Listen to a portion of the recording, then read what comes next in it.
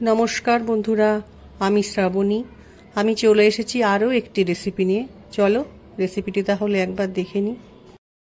আজকের রেসিপি ডুমুরের তরকারি। ডুমুর খাওয়া স্বাস্থ্যের পক্ষে বেশ উপকারী। রেসিপিটি বানানোর জন্য ডুমুর নিয়েছি। ডুমুর পরিষ্কার করে ধুয়ে নেওয়ার জন্য প্রথমে একটা পাত্রের মধ্যে জল নিয়ে ভিজিয়ে রাখবো। কিছুক্ষণ ডুমুর জলে ভিজিয়ে রাখার পর ভালো করে পরিষ্কার করে ধুয়ে নিয়ে জল থেকে তুলে রাখবো। আজ আমি ডুমুর কিভাবে কাটি সেই পদ্ধতিটা তোমাদের সাথে শেয়ার করছি। ডুমুর কাটার সময় ডুমুরের ওপরের অংশটুকু নিয়ে ভেতরের যে বীজটা আছে সেটা কিন্তু ফেলে দিতে হয়। এইভাবেই ডুমুর কেটে রান্না করলে ডুমুরের তরকারি খেতে বেশ ভালো লাগে।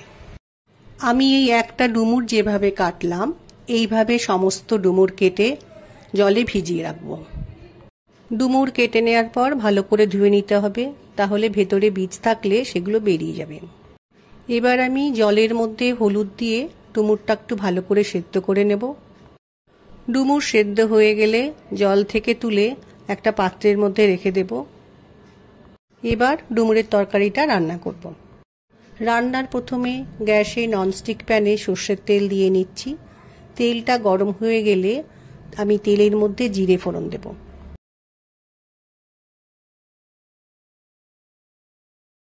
তেলের মধ্যে জিরেটা ভাজা হচ্ছে, এই সময় শুকনো লঙ্কা ফোড়ন দেব।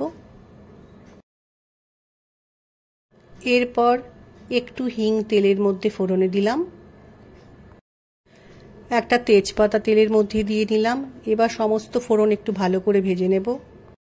ডুমুরের তরকারিতে আলু দেব, সেজন্য আমি ফোড়নটা ভাজা হয়ে গেছে। এই সময় কেটে রাখা আলু তেলের মধ্যে দিয়ে কিছুটা সময় ভেজে নেব। আলু ভেজে নেওয়ার সময় অল্প পরিমাণে হলুদ আলুর মধ্যে দিয়ে খুব ভালো করে আলুর সাথে মিশিয়ে নেব। আলু একটু ভাজা হয়ে গেছে, এই সময় সিদ্ধ করে রাখা ডুমুর আলুর মধ্যে দিয়ে একটু সময় রান্না করে নেব। কিছুটা সময় রান্নাটা করে নেওয়ার পর আমি এক এক করে মশলা দিয়ে দেব। প্রথমে দিলাম হলুদ গুঁড়ো,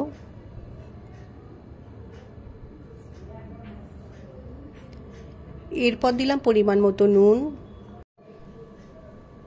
এবার দিলাম ঝালের জন্য লঙ্কা গুঁড়ো, একটু জিরে গুঁড়ো দিলাম,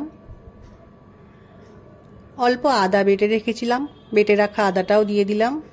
সমস্ত মশলা দেয়া হয়ে গেলে অল্প একটু জল ডুমুরের মধ্যে দিয়ে খুব ভালো করে মিশিয়ে নিয়ে একটু সময় রান্নাটা করে নিতে হবে।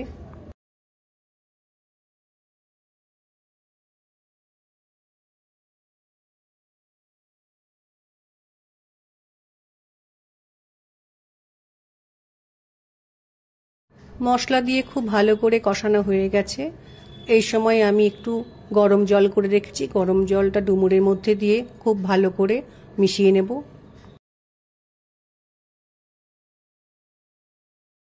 জল দিয়ে খুব ভালো করে মিশিয়ে নেওয়ার পর তরকারিটা ফুটছে, এই সময় আমি প্যানটার মধ্যে একটা ঢাকা দিয়ে কিছুটা সময় রান্না করে নেব। প্যান থেকে ঢাকাটা সরিয়ে নিয়েছি, আলুগুলো সেদ্ধ হয়ে গেছে। এই সময় অল্প পরিমাণে গরম মশলা দিলাম, একটু চিনি দিলাম, একটু ঘি দিলাম তরকারির মধ্যে।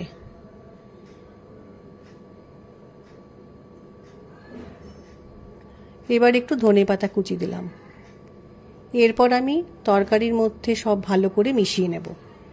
মিনিট খানেক রান্নাটা একটু করে নেব, তাহলেই আমার ডুমুরের তরকারি তৈরি হয়ে যাবে। নিরামিষ ডুমুরের তরকারি আমার তৈরি হয়ে গেছে। এবার আমি একটা পাত্রের মধ্যে তরকারিটা রেখে দেব। আমার আজকের এই রেসিপিটি ভালো লাগলে লাইক, শেয়ার ও সাবস্ক্রাইব করো। ভিডিওটি দেখার জন্য ধন্যবাদ। ভিডিওটি আজ এখানেই শেষ করছি, ফিরে আসছি আরও একটি রেসিপি নিয়ে।